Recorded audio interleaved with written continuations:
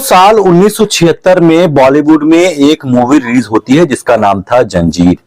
जंजीर मूवी को पहले ऑफर किया गया था मिस्टर राजेश खन्ना जी को। उस समय वो बहुत बड़े सुपरस्टार हुआ करते थे। उन्होंने स्क्रिप्ट को पढ़ा और फिर इस पिक्चर को करने से मना कर दिया। इसके बाद ये फिर मूवी जाती है राजकुमार जी के पास में और उन्होंने भी इस मूवी को करने से इनकार कर दिया। उसके बाद ये ऑफर जाता है बॉलीवुड में अभी नए नए आए एकदम युवा एकदम फ्रेश मिस्टर अमिताभ बच्चन जी के पास और उन्होंने कहा कि डूबने वाले को तिनके का सहारा ही बहुत है। हाँ, ये मूवी मैं करूंगा।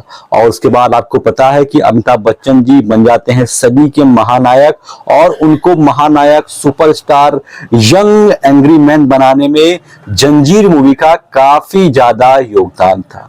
मैं इस कहानी को रिलेट कर रहा हूं आईपीएल से, हार्दिक पांड्या से, गुजरात टाइटंस से और मुंबई इंडियंस से। दोस्तों, जब हार्दिक पांड्या ने गुजरात टाइटंस का साथ छोड़ा और दामन थामा एक बार फिर से मुंबई इंडियंस का, तो चर्चा होती है कि हार्दिक पांड्या ने सिर्फ पैसे के लिए 15 करोड़ रुपए के लिए अपनी टीम का साथ छोड़ा। साथियों ने कप्तानी छोड़ी। कप्तानी वो कप्तानी जिसने हार्दिक पांड्या को द कैप्टन बनाया था, उसने जिसने हार्दिक पांड्या को द कैप्टन का रुतबा दिलाया था, वो कप्तानी जिसने हम सभी के निगाह में हार्दिक पांड्या की इमेज को चेंज किया था। ये कहलवा दिया था कि शायद ऑलराउंडर कपिल देव साहब के बाद में एक ऐसा ऑलराउंडर मिला है जो एक अच्छी कप्तानी भी कर सकता है। 2 बार आईपीएल, पहली बार आईपीएल में कप्तानी जीतना, दूसरी बार फाइनल तक पहुंचना, ये वाकई में बहुत बड़ी उपलब्धि थी, सिर्फ गुजरात के लिए नहीं बल्कि समांतर रूप से हार्दिक पांड्या के लिए भी। लेकिन जैसे ही हार्दिक पांड्या शिफ्ट होते हैं मुंबई में, एक चीज और सामने आती है। क्या शुभमन गिल भी भारतीय क्रिकेट के लिए और आईपीएल के लिए अमिताभ बच्चन बन सकते हैं? ये सबसे बड़ा सवाल आता है, क्योंकि जब हार्दिक पांड्या गुजरात के कैप्टन बनाए गए थे तो उससे पहले कोई उन्हें सीरियस लेता नहीं था।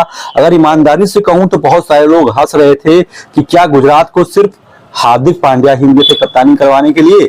लेकिन उसके बाद आपने देखा, इतिहास गवाह है, हार्दिक पांड्या ने कितनी शानदार कप्तानी की। इस बार शुभमन गिल को कप्तानी मिली है, उनकी उम्र भी कम है और अगर वो बेहतर कप्तानी करते हैं, अगर वो अच्छी कप्तानी करते हैं तो मैं बिल्कुल भी आश्चर्यचकित नहीं होऊंगा कि उन्हें भारतीय टीम की कप्तानी या फिर उप कप्तानी सौंप दी जाए। क्योंकि सेम ऐसा ही हुआ था हार्दिक पांड्या के साथ में भी, सेम ऐसा ही हुआ था विराट कोहली के साथ में भी और कई सारे खिलाड़ियों के साथ में भी।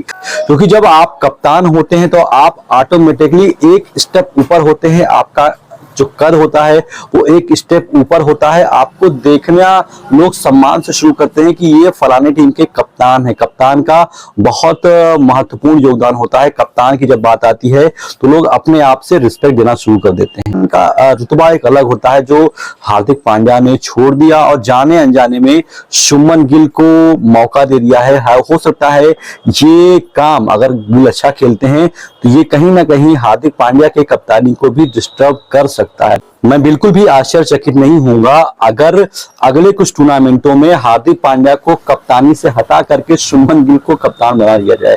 क्योंकि इतिहास गवाह रहा है, जो आईपीएल में अच्छा करा है वो भारतीय टीम में उसको बहुत मजबूती से पेश किया गया। लेकिन एक सवाल साथ में और उठता है कि क्या शुभमन गिल की बल्लेबाजी पर कप्तानी कहीं प्रभाव ना डाल दे? क्योंकि सचिन तेंदुलकर साहब इतने महान खिलाड़ी, जब वो कप्तान बने थे तो उनका पूरा सिस्टम डगमगा गया था और अंत में सचिन तेंदुलकर साहब को कप्तानी छोड़नी पड़ी थी।